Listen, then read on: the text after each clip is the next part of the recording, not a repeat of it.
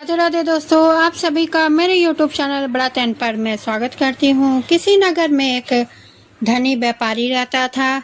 दूर दूर तक उसका व्यापार फैला हुआ था। नगर के सभी लोग उस व्यापारी का सम्मान करते थे। इतना सब कुछ संपन्न होने के बाद भी वह व्यापारी बहुत दुखी था, क्योंकि उसका कोई पुत्र नहीं था, जिस कारण अपने मृत्यु के पश्चात व्यापार के उत्तराधिकारी की चिंता उसे हमेशा सताती रहती थी। पुत्र प्राप्ति की इच्छा से व्यापारी प्रत्येक सोमवार भगवान शिव की पूजा किया करता था और व्रत भी रखता था, और शाम के समय शिव मंदिर में जाकर शिव जी के सामने घी का दीपक जलाया करता था। उसकी भक्ति देखकर माँ पार्वती प्रसन्न हो गई और भगवान शिव से उस व्यापारी की मनोकामना पूर्ण करने का निवेदन की। भगवान शिव बोले, इस संसार में सबको उसके कर्म के अनुसार फल की प्राप्ति होती है। जो प्राणी जैसा कर्म करते हैं उन्हें वैसा ही फल होता है। शिव जी द्वारा समझाने के बावजूद माँ पार्वती नहीं मानी और उस व्यापारी के मनोकामना पूर्ति हेतु शिव जी से बार बार अनुरोध करती रही। अंततः माता के आग्रह को देकर भगवान भोलेनाथ को उस व्यापारी को पुत्र प्राप्ति का वरदान देना पड़ा।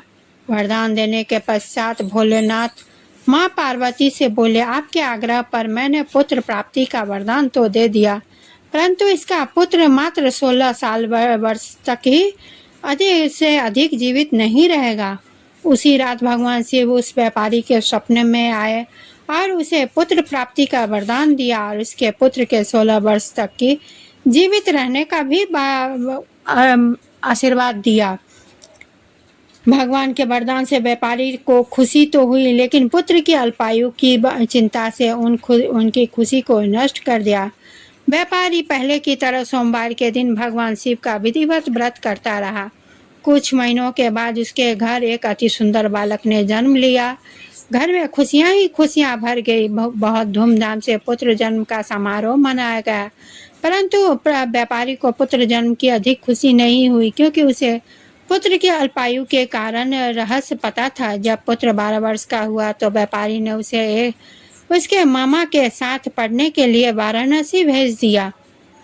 लड़का अपने मामा के साथ शिक्षा दीक्षा प्राप्त हेतु चल दिया। रास्ते में जहाँ भी मामा भांजे विश्राम हेतु कर रुकते, वहीं यज्ञ और ब्राह्मणों को भोजन कराते थे। लंबी यात्रा के बाद मामा भांजे एक नगर में पहुँचे।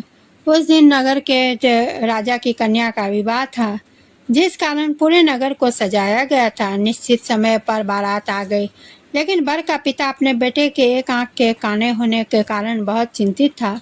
उसे भय था कि इस बात का पता चलने पर कहीं राजा विवाह से इनकार न कर दे, इससे उसकी बदनामी भी होगी। जब वर के पिता ने व्यापारी के पुत्र को देखा तो उसके मस्तिष्क में एक विचार आया। उसने सोचा, क्यों ना इस लड़के को दुल्हा बनाकर राजकुमारी से विवाह करा दूं। विवाह के बाद इसको धन देकर विदा कर दूंगा और राजकुमारी को अपने घर ले चलूंगा। वर के पिता ने लड़के के मामा के इस संबंध में बात की। मामा ने धन मिलने के लालच में वर के पिता की बात स्वीकार कर ली। लड़के को दूल्हे का वस्त्र पहनाकर राजकुमारी से विवाह करवा दिया। राजा ने बहुत सारा धन देकर राजकुमारी को विदा किया। शादी के बाद लड़का जब राजकुमारी के साथ लौट रहा था तो वह सच नहीं छिपा सका और उसने राजकुमारी को ओढ़नी पर लिख दिया, राजकुमारी तुम्हारा विवाह मेरे साथ हुआ था। मैं तो वाराणसी पढ़ने के लिए जा रहा हूँ और अब तुम्हें जिस नवयुवक की पत्नी बनना पड़ेगा वह कान्हा है।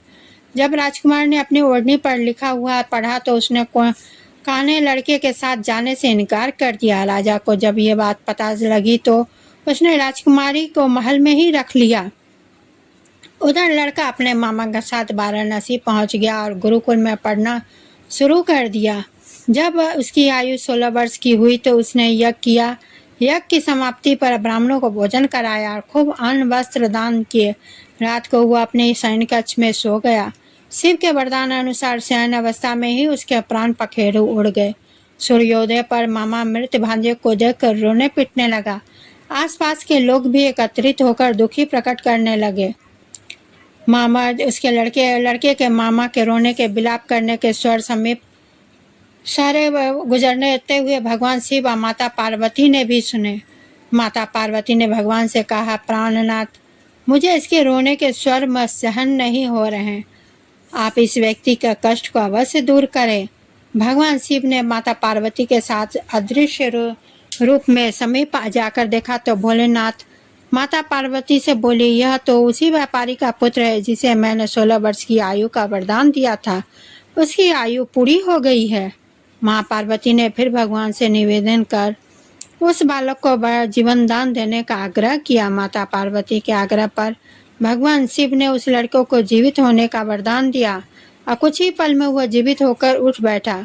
शिक्षा प्राप्त करके लड़का मामा के साथ अपने घर की ओर चल दिया। दोनों चलते चलते उसी नगर में पहुँचे जहाँ उसका विवाह हुआ था। उस नगर में भी यज्ञ का आयोजन किया। समीप से गुजरते हुए नगर के राजा ने यज्ञ का आयोजन देखा और उसने तुरंत ही लड़के और उसके मामा को पहचान लिया।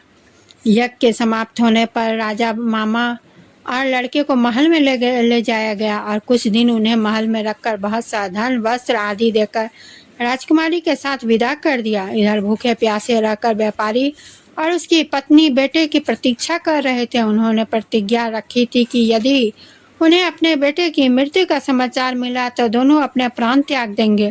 परंतु जैसे ही उसने बेटे के जीवित वापस लौटने का समाचार सुना तो वह बहुत प्रसन्न हुआ। वह अपनी पत्नी और मित्रों के साथ नगर के द्वार पर पहुंचा। अपने बेटे के विवाह का समाचार सुन पुत्र वधू राजकुमारी को देखकर उसकी खुशी का ठिकाना न रहा। उसी रात भगवान शिव ने व्यापारी के स्वप्न में आकर कहा, हे श्रेष्ठी, मैंने तेरे सोमवार के व्रत करने का व्रत कथा सुनने से प्रसन्न होकर तेरे पुत्र को लंबी आयु का वरदान दिया है। पुत्र की लंबी आयु जानकर व्यापारी बहुत प्रसन्न हुआ। शिव भक्तों ने तथा सोमवार का व्रत करने से व्यापारी के सभी मनोकामना पूर्ण हुई। इसी प्रकार जो भक्त सोमवार का विधिवत व्रत करते हैं और व्रत कथा सुनते हैं उनकी सभी मनोकामनाएं भोलेनाथ और माता पार्वती इसी तरह पूरी करते हैं। पूरी कथा करने के बाद जो व्रती हैं वो शिव जी की आरती कर और अपना उसे व्रत निभाए। और इसी के साथ मैं आज्ञा लेती। आप सभी को मेरी ये वीडियो कैसी लगी कमेंट जरूर करें। वीडियो को लाइक शेयर कर चैनल को सब्सक्राइब करें और कोई भी नई वीडियो देखने के लिए बेल आइकन को क्लिक करना ना भूलें। और इसी के साथ मैं नई वीडियो के साथ उपस्थित होंगी। तब तक के लिए धन्यवाद।